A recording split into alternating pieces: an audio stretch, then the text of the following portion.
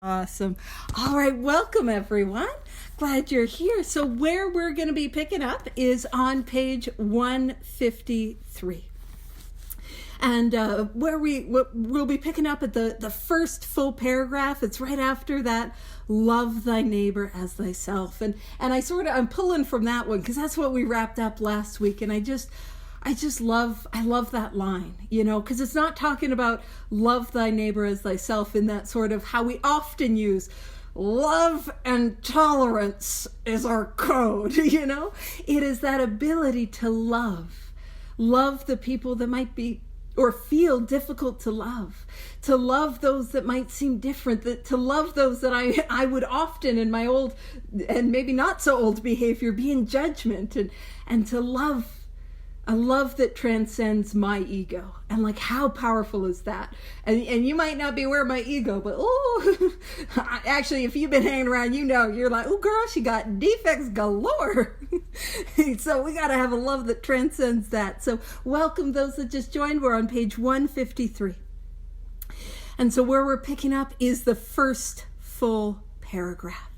It says, it may seem incredible that these men are to become happy, respected, and useful once more. And it's alluding to a promise. I'm not going to say it's a promise, but don't you worry, we're going to be getting to some promises. We're alluding to a promise. And what we're alluding to is that sneaky little description of a spiritual awakening. Because what we're talking about in A Vision for You, because I know we have the holiday season, Christmas Eve, New Year's Eve, not everyone could be here for that. As we talk about the chapter A Vision for You, what is this chapter really talking about? This chapter is Bill Wilson's vision that he had on page 14. This idea that perhaps he could help other people have the experience that he had. Perhaps he could carry this message to others. And so the thrust of what we're talking about in A Vision for You is how we can carry this message to others and how they can help others, and that fellowship can grow up amongst us. And we're talking about, and again, last week I was saying, hey, I love the fellowship. I genuinely, for whatever reason, I have never had a difficult time going to meetings. That has always been an easy peasy lemon squeezy. I like meetings. I love meetings. But the fellowship we're talking about here is something a little bit deeper than just showing up at a meeting. By the way, thank you all for showing up. Hey, I'm not, you know what I mean? Yeah. And so it may seem incredible that these men are to become happy, respected, and useful once more. Well, we're talking about these men are those that have recovered. And when it talks about how can they rise out of such misery, bad repute, and hopelessness. There's that word. If you've been hanging here for a while, you know that we're emphasizing hopelessness, because it is from that hopelessness that I get to that hope. And for those that might be new to the big book study, when we talk about this hopelessness, we talk about the misery, what we're talking about is that step one experience. That bad repute, that was just following me along, and probably would have followed me along regardless of alcoholism, but that's just me. But what we're talking about there is what happens is I have that allergy of the body. That once I start to drink, I cannot control the amount that I take. That once I start, I cannot stop. And that leads me to need to stop. You see, I drink myself into pain. I drink myself into consequences. I drink myself into crossing these lines in the sand I said I would never cross. I drink myself into pain, into misery, into definitely some bad repute.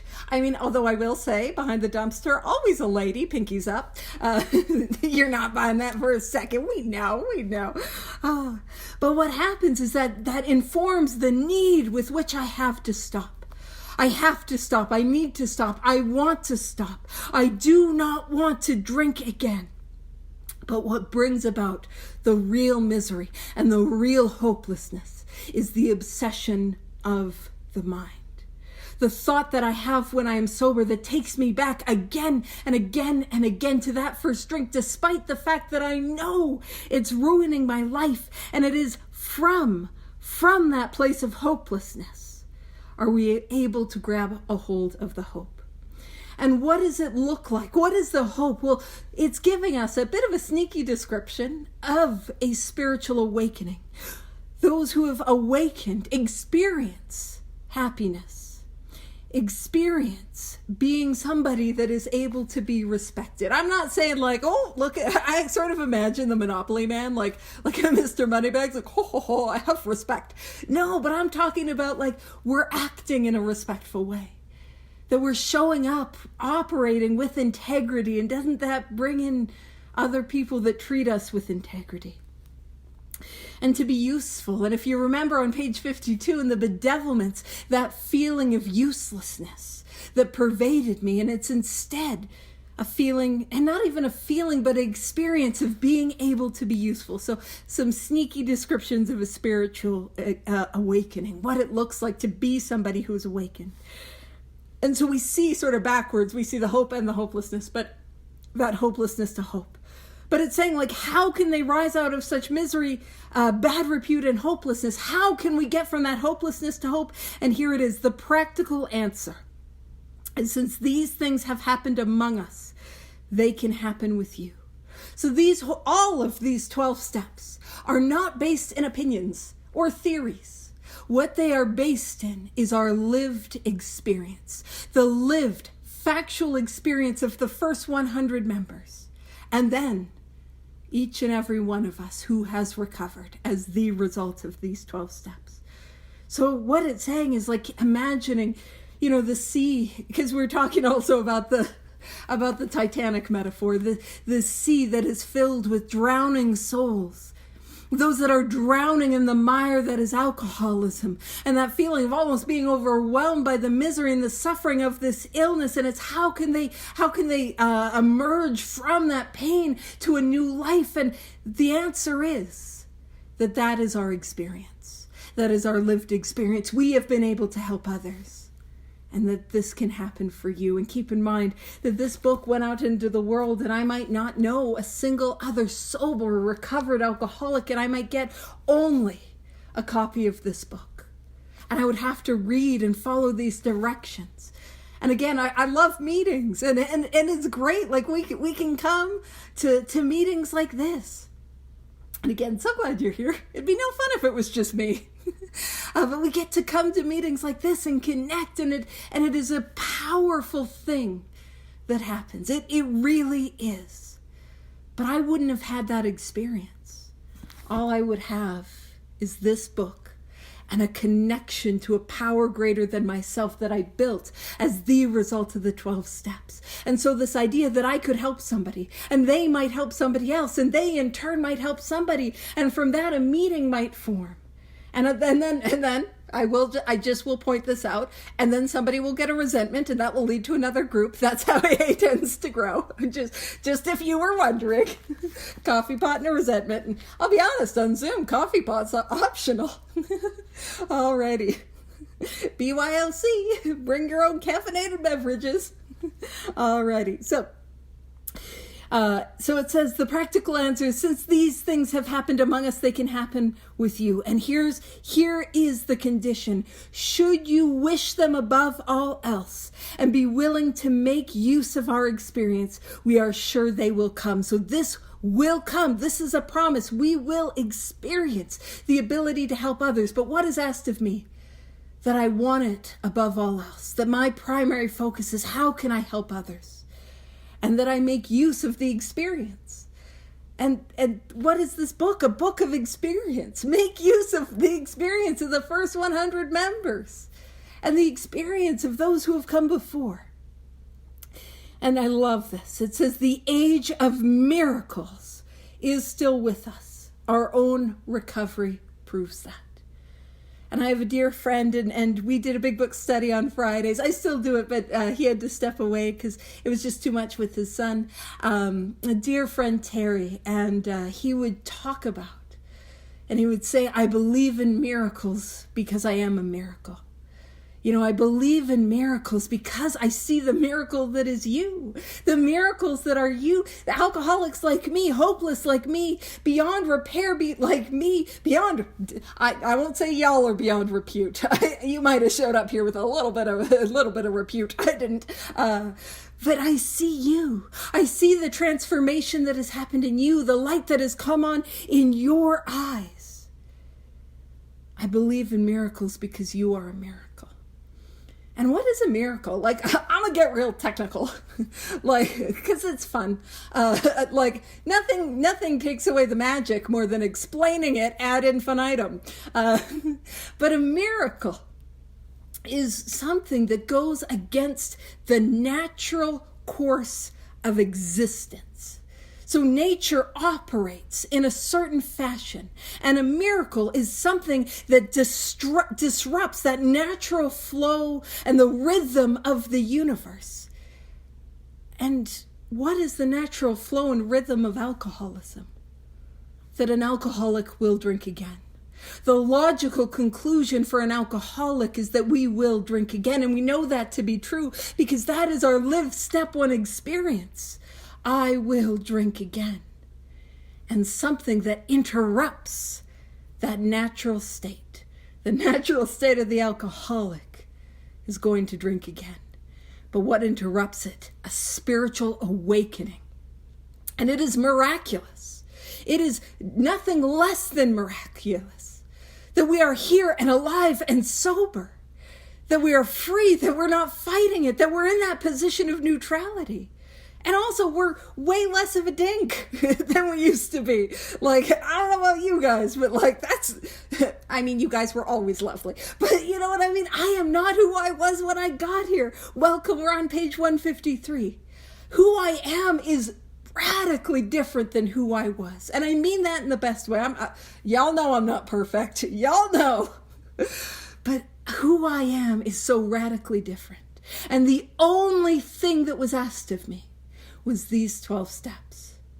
I mean, what is promised at the end of these 12 steps is nothing less than miraculous. And I cannot deny the miraculous existence of miracles because we do service together and we see each other and we help each other with inventory. And that might seem mundane, but it's again why that hopelessness to hope is so important. Because only when I see the darkness that I'm in can I really appreciate the light. Only when I understand the nature of my illness can I really understand what it is, what a miracle it is to be a recovered alcoholic. And how incredible it is. Not just that, hey, I got to be sober and not want to die every day. That's cool. Thanks. I didn't think that was possible, let me tell you. But I get to be a small part of the miracle of others. I get to be a link in the chain, and we're going to talk about the link in the chain, Bill Wilson to us. That link, I get to be a small link in the chain of Bill Wilson's spiritual awakening that we spoke about on page 14. And I get to see that miracle happen in the lives of those around me. And to be a small part of it. Man, the age of miracles is still with us. Our own recovery proves that. I believe in miracles because I am a miracle. I believe in miracles because I see that you are miracles. And welcome, we're on page 153. It says our hope is that when this chip of a book, which, we do call it a big book, but we don't typically refer to it as a chip of the book. And then, sometimes when you got the snackies, it's like, ooh, gonna have a little chip of the book. I will not make that joke. I will focus. So it says when this chip of a book is launched, and I will say I love that because they really wanted this book to go out. Listen, I'm not a history husband, but we all know and love a couple. But I heard in the early days, it was kind of hard to get the first editions to sell, but they really thought that this would help people. So launched, but it's that same launch that I need to make when I get into these 12 steps. I've got to launch. I've got to dive in. So it says, when we hope that our hope is that when this chip of a book is launched on the world tide of alcoholism, defeated drinkers will seize upon it to follow its suggestions. A couple things. again, last week we were talking about that Titanic reference. Imagine, you're overboard. And I remember when I was in really the midst of some of my alcoholism, I had a friend that took me out to Wendy's back when they had the sunrooms. Sorry, that my brain works in a real geography-based way. So I'm like, I got to tell you. And she was absolutely aghast at how I was living my life. I went from somebody that was like in school and I was playing rugby, like I was athletic and doing all these things. And I went and I became somebody that was homeless living on the streets, and I was pushing around a shopping cart. And she was aghast at how badly my life had gotten and how quickly it had gotten there. I mean, I wasn't, let's be real, I wasn't that alarmed. I was like, this is fine. It's fine. You're just making a big deal. But I remember she asked me what my life was like. And the only description that I had, it was like I had been out at sea in the middle of the ocean. And there was nothing around, and I was treading water and I was slowly drowning. That is what my life was like. And so it says, when this chip of the book, that idea that these defeated drinkers will seize upon it to follow its suggestions. When I know I'm dying, I'm not debating about the life preserver. You know what I mean? When I know that I'm drowning, I'm not like, hey, you know what? This is a chartreuse, and that's gonna clash with this with my complexion. I'm gonna need a cherry pink sort of life preserver. That's the type of life. No, I don't debate. I grab upon it because I am defeated, because I've come to the end of myself, because I have that step one experience where I've got nowhere else to go. I've got nothing left to do, and I just got to grab a hold of something.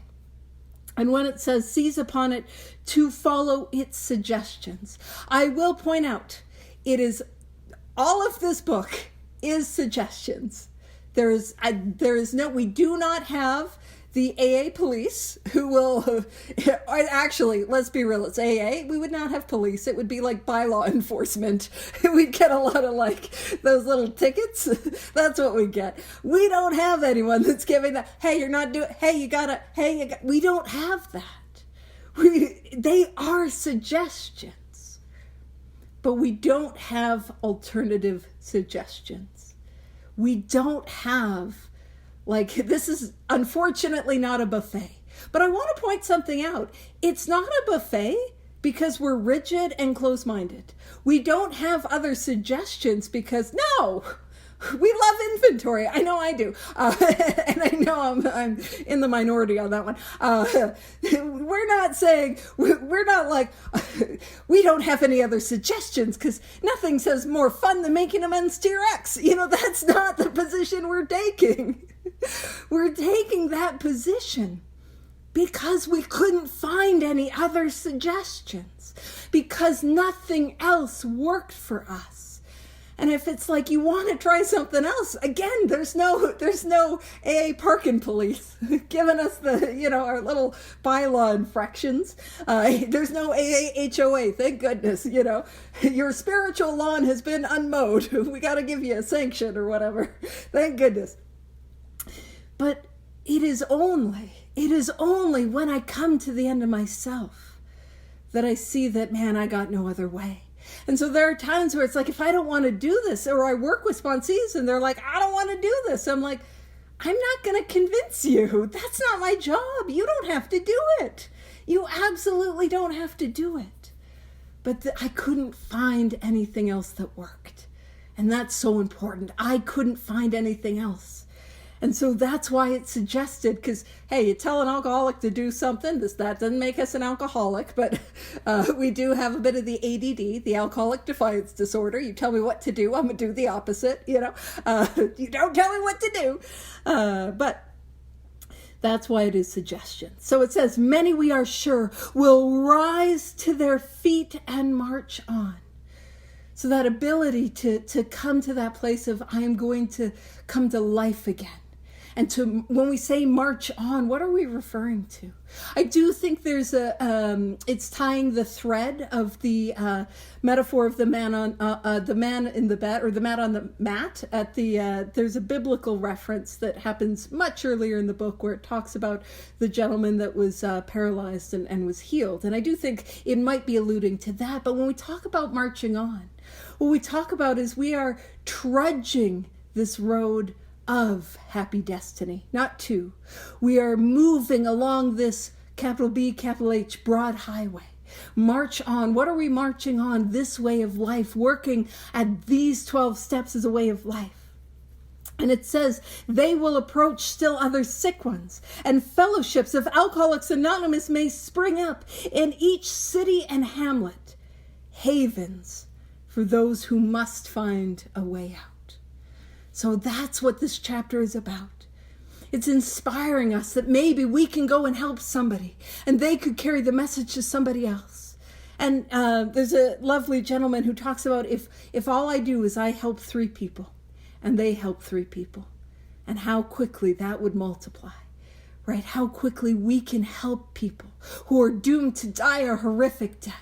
And we can help them become the people that they always wanted to be, and members of their family and community. And that's the thrust of what this whole chapter is about, inspiring us to do that. And in case you're like, no, I don't believe you. Well, don't you worry. We got the next paragraph, which will explain it. Also, I just want to talk real quick. A Way Out. That was one of the proposed titles of the book Alcoholics Anonymous. And then the group had decided, actually, we don't want it to be a way out, but we're going to send Fitz Mayo to the Library of Congress to see how many ones that are called the way out, even though we probably don't want to do it. And they're like 22, and they're like, okay, we're not going to do that one. Thanks, Fitz. So that's, I heard the story that way, and I think that's perfect. And I do think that's a little more historic. I'll let you know, we're approaching the history part of A Vision for You. I'm going to let you know when I zhuzh up the history and I add a little spice, which never bothers a history husband. They don't mind when I do that. Alrighty. So it says, in the chapter Working with Others, you gathered an idea of how we approach and aid others to help. See, this is a continuation of the 12th step. And we were given directions on how to do that. And I took the directions. I made it a flowchart because I'm real fun at parties. I'm sure everyone's shocked that I would do that on my spare time. What little of it I have. And I love this. It says, suppose now that through you, several families have adopted this way of life. Again, we're going to emphasize the word way of life, because that's what these 12 steps are. These 12 steps are a way of life. They are not a set it and forget it program. But I love that it says through you. Through you. Because when I think about what are these 12 steps, the way I see it is the whole purpose is to get as much of me. And I'm not talking about the me that's fun at parties. That can stay.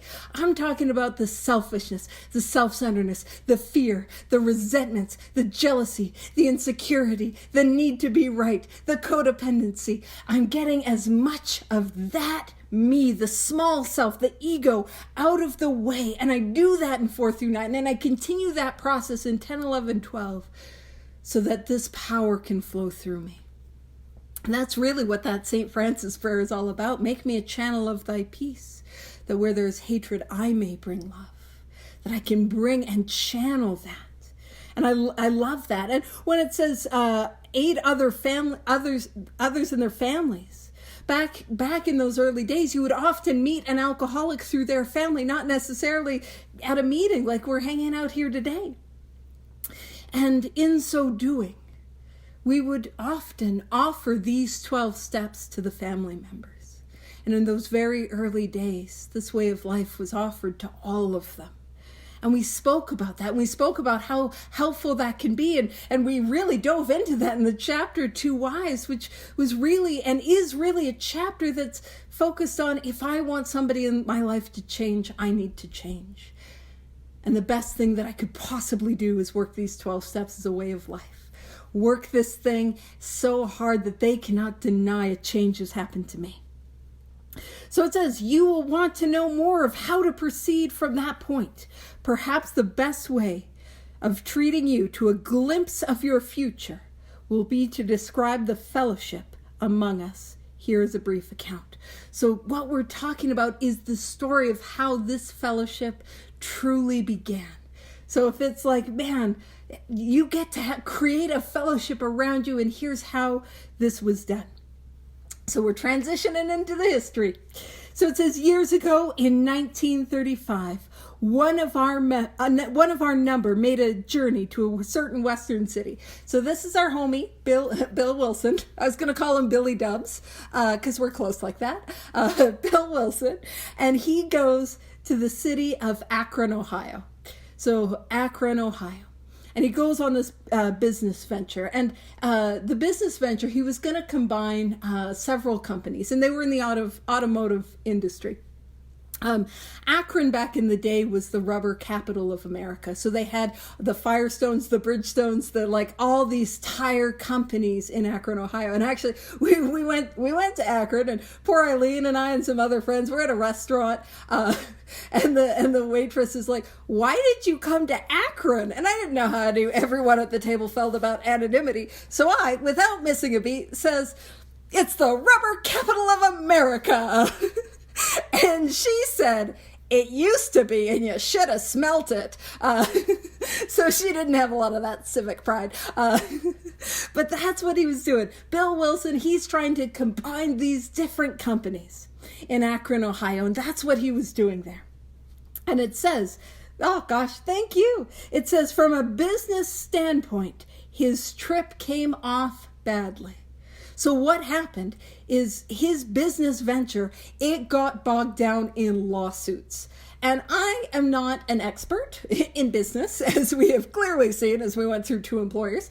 I am not business minded, but I can tell you, if lawyers are involved, it's not going well. It is bad. And not only is it bad, it's like his reputation is being dragged through the mud. The reputation that he spent 6 months, Bill Wilson, 6 months trying to rebuild. You know, when you're sober and you're trying to do the right thing and somebody talks some gossip about you? Yeah, that's what's happening to Bill. And I point that out because when we kind of dive into some of these details, we can get a sense of what was happening, not just what was happening in May 1935, Bill Wilson went to Akron, Ohio. But no, what was going on? That sense of failure, that sense of embarrassment, that sense of, frustration, and perhaps even a little bit of, hopelessness. And it says, from a business standpoint, his trip came off badly. Complete disaster. And it says, had he been successful in his enterprise, he would have been set on his feet financially, which at the time seemed vitally important. So if he was able to successfully combine those companies in that business deal, he would have made a lot of money. And what would have happened? Now, keep in mind, I'm gonna offer some context. Is at this point in time, Bill Wilson still was being supported by Lois. Lois was still working. She was hustling, and then she'd be cleaning for all the drunks that were crashing at their house, not paying rent. I mean, really, the takeaway from this story is that Lois is an absolute saint. What an angel. And it's if you ever watch the movie My Name is Bill W. with Gary Sinise and James Woods, it's like, you can do it, Bill. You can do it. I believe in you. That's sort of the thing that we get when we watch it. But if you watch When Love Is Not Enough, the Lois Wilson story with Winona Ryder, listen, I don't know about you guys. It's a different viewing experience. I was a little like, leave the bum. You can do better, Lois. But that could just be my warped perspective. But so he really did need the money. We're going to talk about how poorly the situation was. But it says he would have been set on his feet financially, which at the time seemed vitally important. But his venture wound up in a lawsuit and bogged down completely. The proceeding was shot through with much hard feeling and controversy. And we talk about fabric being shot through. We spoke about that with fear. A fabric that is shot through has, it's that iridescent where the fabric looks one color in one way, but you can see the hints of the other, and you turn it a little bit, you can see the other color. I also think of those like baseball or wrestling cards that they had in the 80s and 90s where they do their little thing based on how you, yeah, you know. That's how my brain works. So it's saying the whole thing was colored by hard feeling and controversy. And imagine, like, put yourself in that place. That like, and I listen, I am codependent as heck. If I think people are mad at me, I'm like, I just want to vomit. It sucks. And like feeling that and feeling like you failed and you've let everyone down. And it's just that. But I want to point out when he says that being set on his feet financially seemed vitally important. And I don't know why this is the way. I kind of have a clue actually, but I'll phrase it like this. I don't know why this is the way. But a spiritual experience, a spiritual awakening, invariably begins with me not getting what I want so that I can be given what I need. And isn't that our experience, right? If you think about all the things that I wanted, all the things that I thought were vitally important if I got my way, and I didn't get them. And instead I was brought to a place where I was given everything that I need. And that is how a spiritual experience works. I come to the end of myself and I awaken to something far deeper than what I was trying to hold on to. So it says, bitterly discouraged, he found himself in a strange place, discredited and almost broke. Again, people are talking poorly about him. He's broke. He's in the Mayflower Hotel. So it's this hotel in Akron, Ohio. And he's there, and he's got no money. He doesn't have money to pay his hotel bill and get a ticket back to New York City. Like, that's where he is. Bitterly discouraged, he found himself in a strange place. Now, I did enjoy Akron, but I mean, some people found it a little strange. I'm just kidding. Actually, Akron's got a university, and their collegiate sports teams are known as the Akron Zips, which is a kangaroo. I really did not need to share that piece of information, but it was a strange place, and my brain's like, you're getting that fun fact for free. I'm so sorry. It's unsolicited fun fact. Go Zips. Alrighty. Bitterly discouraged, she found himself in a strange place, discredited and almost broke. Still physically weak and sober, but a few months. He saw that his predicament was dangerous. He wanted so much to talk with someone, but whom? So he's in this Mayflower hotel. He's alone. He's in a strange place, reputation ruined, and I'm trying to put us there emotionally. And unfortunately, he can't just doom scroll because that doesn't exist yet. He's feeling lonely and wants to connect.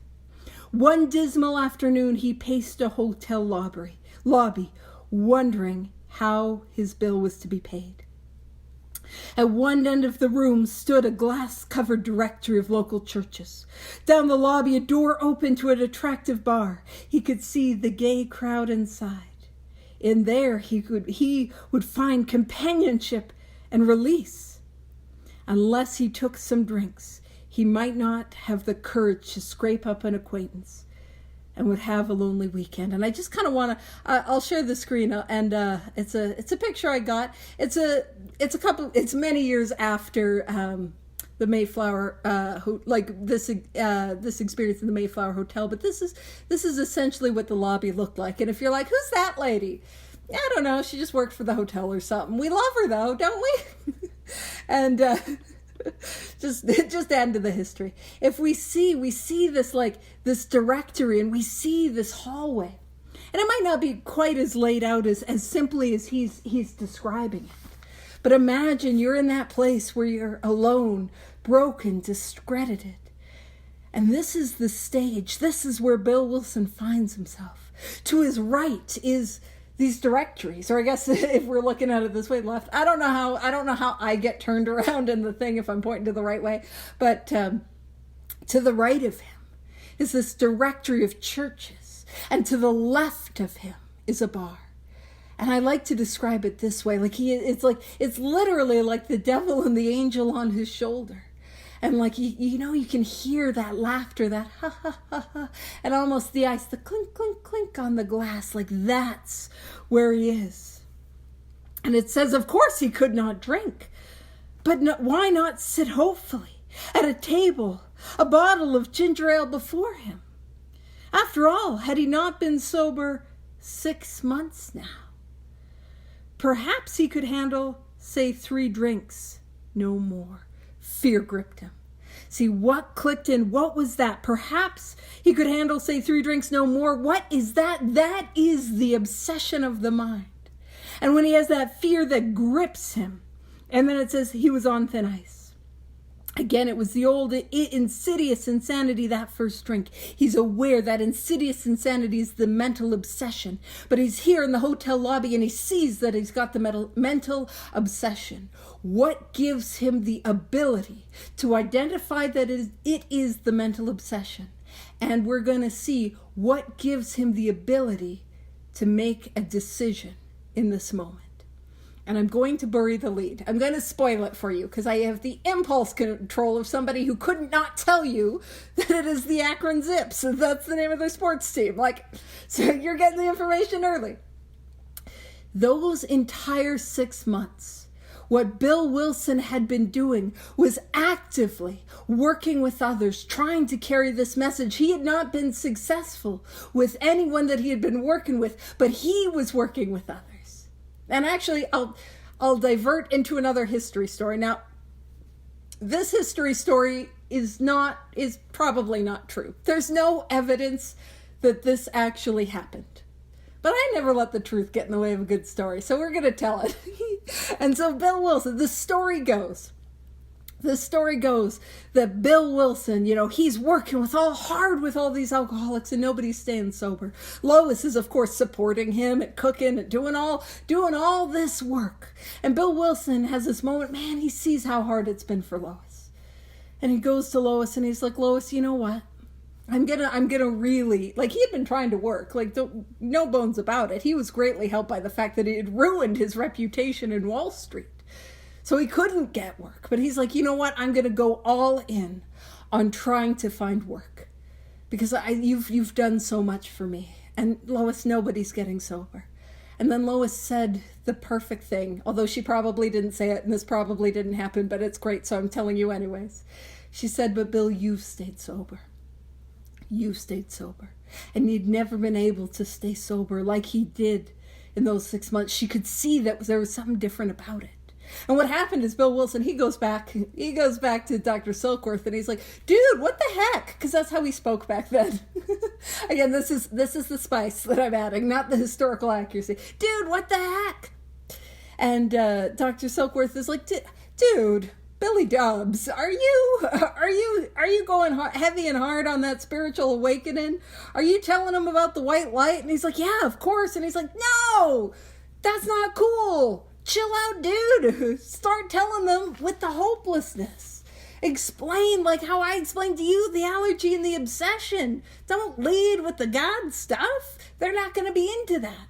And the first person he's going to do that with, we're going to read about in a little moment. So it says, perhaps he could handle, say, 3 drinks no more. Fear gripped him. He was on thin ice. Again, it was the old insidious insanity. That first drink. With a shiver, he turned away and walked down the lobby to the church directory. Music and gay chatter still floated to him from the bar. And so what happened? It was the work that he had done to carry this message to others. And here's where we see the sanity is returning. It says, but what about his responsibilities? His family? And the men who would die because they would not know how to get well. Ah, yes, those other alcoholics. There must be many such in this town. He would phone a clergyman. And you see, I'll point something out. In that moment where the obsession is on him and he sees that he's in trouble, he sees that he needs help, who does he call? Not Ghostbusters. I had that rolling in my head and I couldn't not do it. It's bad today up here. And some of you are like, no, it's on par. You're just more aware of it, girl. But who did he call? It wasn't his sponsor. He didn't call Abby Thatcher. He didn't call Lois. He didn't call to talk to somebody about himself. He called to try to find another alcoholic to work with. And we see that this is not new information. Our very lives as ex-prom drinkers depend upon our constant thought of others and how we might help meet their needs. Carry this message to other alcoholics. It works when all other methods fail. This helps. This works. So he calls. It says his sanity returned and he thanked God. And oftentimes we'll talk in Alcoholics Anonymous that the most powerful prayer is help. And if that's the most powerful prayer, I don't think that's wrong, but if that's the most powerful prayer, I think the second most powerful prayer is thank you. Thank you. He thanked God because he knew he didn't do it. He didn't willpower his way through it. He knew that was a gift. And this whole spiritual awakening is a gift that I receive as the result of the actions that I take. So selecting a church at random from the directory, he stepped into the booth and lifted the receiver. And I want to tell you about this. So he calls up, he lifts the receiver. He picks up the phone and he calls a gentleman by the name of Reverend Walter Tunks. So he calls Reverend Walter Tunks. And Reverend Walter Tunks, I'm saying that name because I don't have anyone to type the name in the chat. So I'm repeating it for those that are writing it down. I'll type it in after if you need. Reverend Walter Tunks gets him in contact with a gentleman by the name of Norman Shepherd. The Norman Shepherd gets him in contact with a gal by the name of Henrietta Seiberling. Now, I am a Henrietta Seiberling fan. I actually have a t-shirt. I wore it when I had visited the guest house the gatehouse in Akron. And if you know anything about Henrietta Seiberling, you might know her role in and I'll talk more about who she is and her how she really helped to create Alcoholics Anonymous. But if you know anything else, you know that Henrietta Seiberling was a difficult woman. And I just love me a difficult woman. No relation, definitely relation. She was, and it's a reminder that God uses some difficult people, And so she picks up the phone. And I want to point something out. That this is not that we don't even have pagers. I know there are probably people here who feel like pagers are ancient technology, but they didn't even have pagers. There was no call forwarding. There was no call waiting. There was no answering machines. In fact, many telephone lines were on a party line. And I hope I don't age anyone if you're like, oh no, I remember party line. They were on a party line. And I just want to point out, if one of those calls is missed, if one of those calls isn't made, would we be here? Would we be here? This whole thing, seconds and inches. And at the earlier study, we were talking about seconds and inches. It is by seconds and inches that I know in my heart that we're alive and sober today. And I talk about seconds and inches because they are seconds I did not earn and inches I did not deserve. And yet we are here today, miraculous demonstrations of a power. The phone is in the wall. If that person isn't there, that phone doesn't get answered. Bill Wilson is alone in the hotel lobby. And actually, speaking about being alone in the hotel lobby, my sponsor talks about in that moment, Bill Wilson had exactly what we need to have. A connection with a power greater than ourselves and a desire to go help another alcoholic. That's what we need, And so he calls up, Reverend Tunks, Norman Shepherd, Henrietta Seiberling. It'll be Henrietta Seiberling to Ann Smith. That's how that's going to go. But Henrietta Seiberling answers the phone. And Bill Wilson says, hey, I'm a rum hound from New York. I'm a gin drinker. I'm an alcoholic. And I'm in trouble. I got to find somebody to help. Do you happen to know of an alcoholic that I could work with, that I could try to help? And Henrietta Seiberling, her exact words, according to her, were, "This is manna. Manna is the food of the gods." And what she meant by this is an answered prayer, an answered prayer. You see, what had happened is a couple weeks ago, Henrietta Seiberling, she was an Oxford group member. She was in the Oxford group, and she loved God. And so she was one of those difficult church ladies, maybe one of those difficult church ladies that we think of when we're like, oh, I don't want a relationship with God, but I just love her. But she was one of those gals. And a couple weeks before this phone call, they had actually had a prayer group for Dr. Bob, because she could see that he was suffering, and she could see that he was struggling. And in that prayer group, what they did was they shared their own struggles, and they tried to share honestly about what was going on for them, and they prayed for him. And what was on the other line was an answered prayer. And the answered prayer was another alcoholic. And it is a reminder that and part of why I love the history, whether it is the accurate history or this little spicy history where I add a little spice to it, I love the history because when I look at it, I cannot deny the power of God in that. And if you look at your own life, and if you're struggling with the idea that there could be a loving power that is greater than you, what I would like you to do is go to the people in your life that love you. Go to the people in your life that care about you. And ask them, have you ever prayed for my sobriety? And I guarantee they have. I guarantee you have had people in your life who have prayed for you to be safe, for you to be okay, for you to somehow get sober. You have your sobriety is evidence of an answered prayer. Tell me that this thing isn't miraculous. Tell me that. And what's more powerful than that is that I get to be an answer to somebody else's prayer. So not that I get to be sober and hopefully not want to die every day. That's not it. I mean, it is it, and that's great. But more than that we get to go and try to help those. And we get to answer the prayers of those that love the alcoholics that we get to work with. Like, how powerful is that? We get to be agents of a loving power.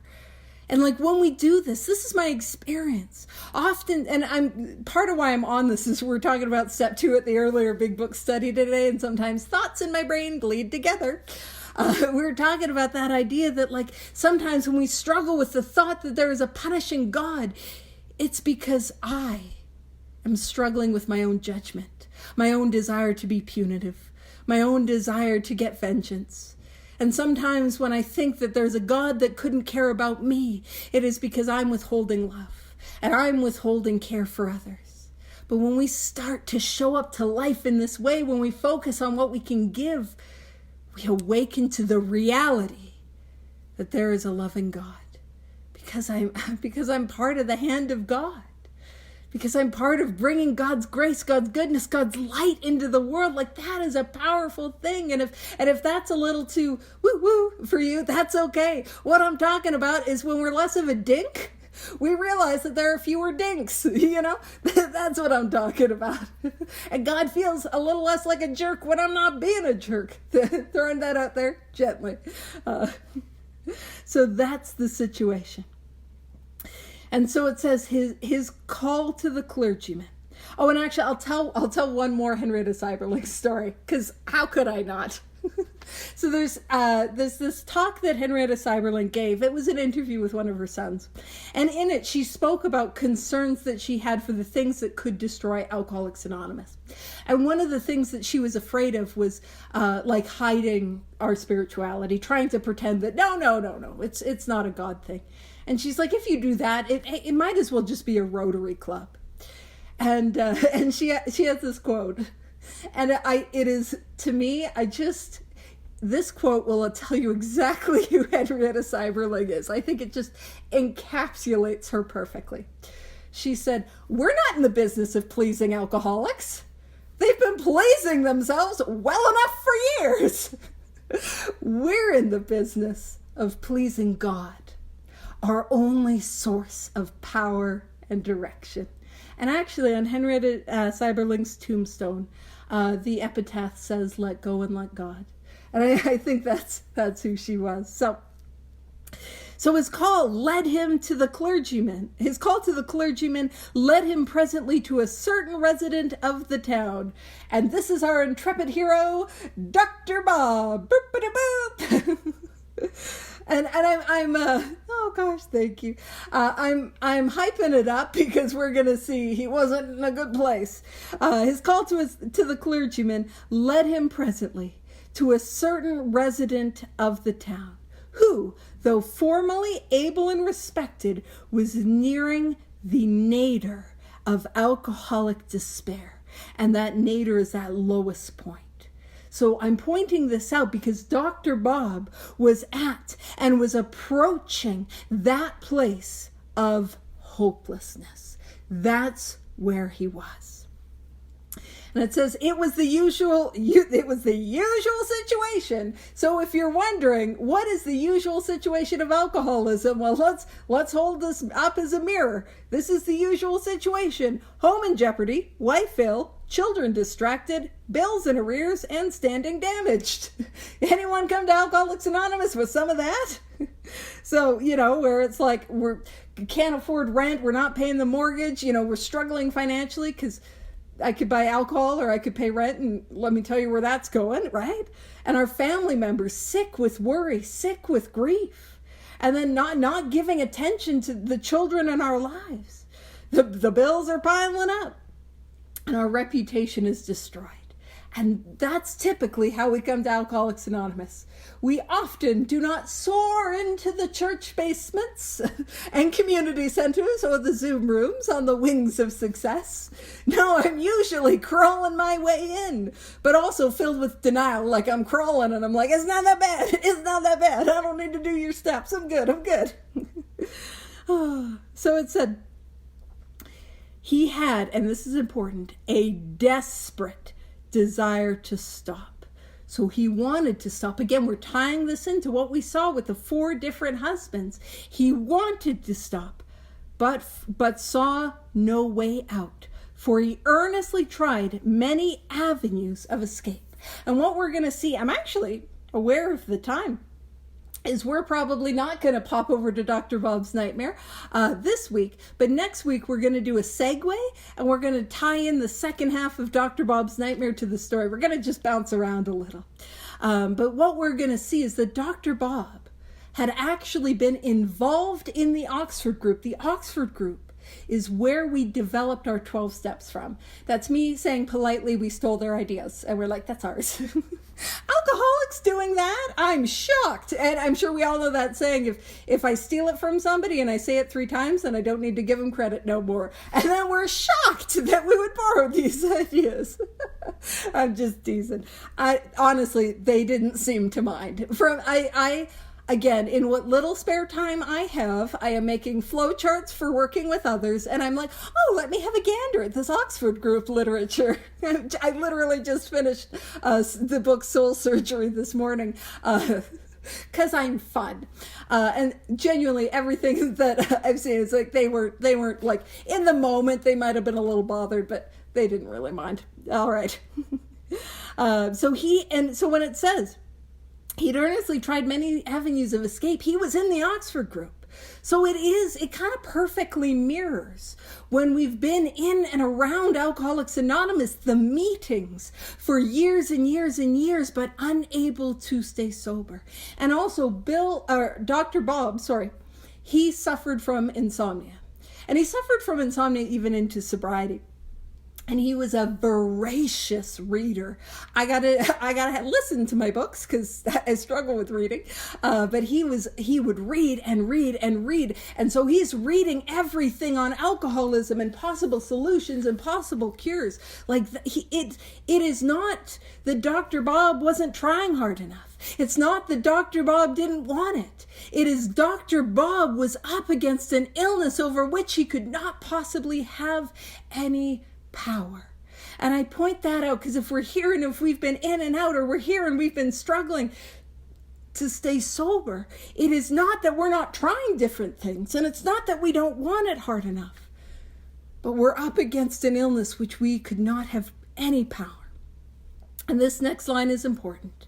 And even though Vivian's not here, I will end on time in her honor. And you can tell her, hey, she ended on time. Or don't. You can just say she did a terrible job and she went on too long. I don't mind what you tell her. Alrighty. So it says, being painfully aware of being somehow abnormal, the man did not fully realize what it meant to be an alcoholic. So he knew something was wrong, but because he did not understand alcoholism, he did not understand why he needed to do the work that became our 12 steps. And how true is that when we're around the meetings or around AA or doing some of it? It is almost invariably, I am going over. Yeah, tell Vivian I went over. I thought I was doing well. I'm like, I'm going over. But it is because I don't understand the severity of the first step. Because I think I have a choice. I think I just need to try a little harder on my willpower. I think I just need to want it a little bit harder. I think I can just go to the gym or get back with the ex. I think I can do these things and that will be sufficient. But to understand step one is to understand that none of that is sufficient for an alcoholic. None of that can keep an alcoholic sober. And it is not a matter of if, but when I drink again.